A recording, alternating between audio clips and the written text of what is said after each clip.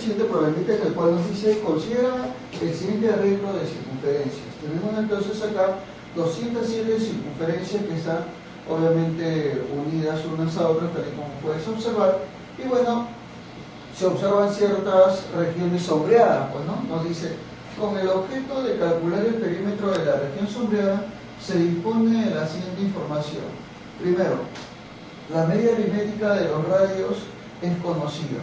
Segundo, la media armónica de los radios es conocida. Bueno, entonces vamos a ver cuál de las dos informaciones es suficiente como para poder calcular el perímetro de la región sombreada. Ya, profesor, ¿cómo se calcularía entonces el perímetro de esta región sombreada? Mira, a ver, si yo observo, la región sombreada corresponde a la unión de todas esas curvas, ¿no?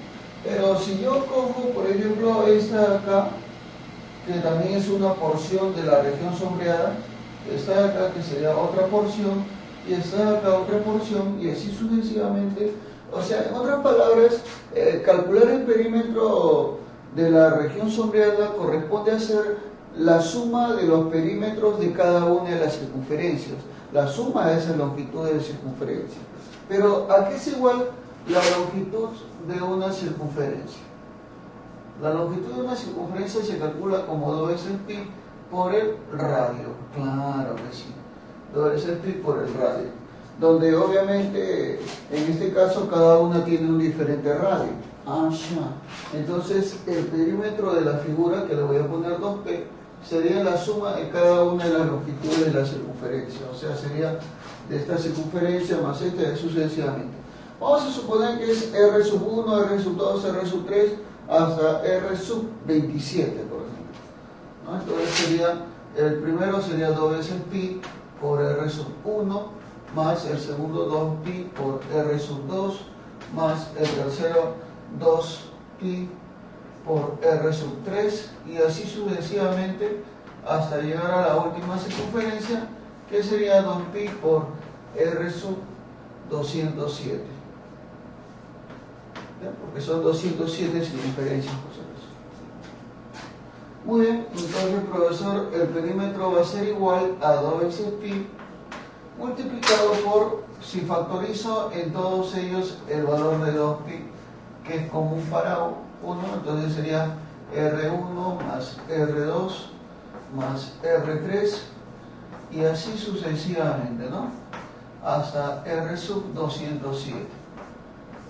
Claro, entonces, obviamente que si yo quiero calcular el perímetro de esa región sombreada, lo que yo necesito conocer es la suma de los radios de las circunferencias que están asociadas a él. Claro, entonces vamos a ver cuál de ellas me daría esa opción.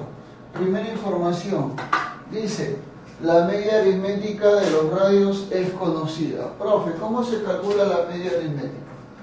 La media aritmética se va a calcular como la suma de los valores dividido entre el número de valores.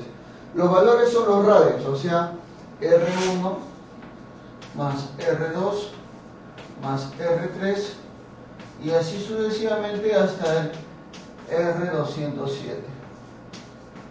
Claro, y eso obviamente dividido entre el número de datos, que son 207 radios. Entonces, el detalle es este.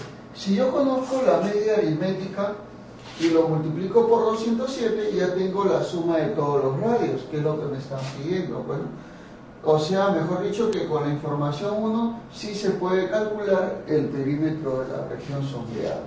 Ya. Entonces decimos, profesor, con esto sí se puede calcular. Y en sí no es necesario utilizar otro dato más, con él suficiente, ¿no? Pero vamos a ver si el segundo, porque de repente puede ser que con el segundo también se pueda hacer.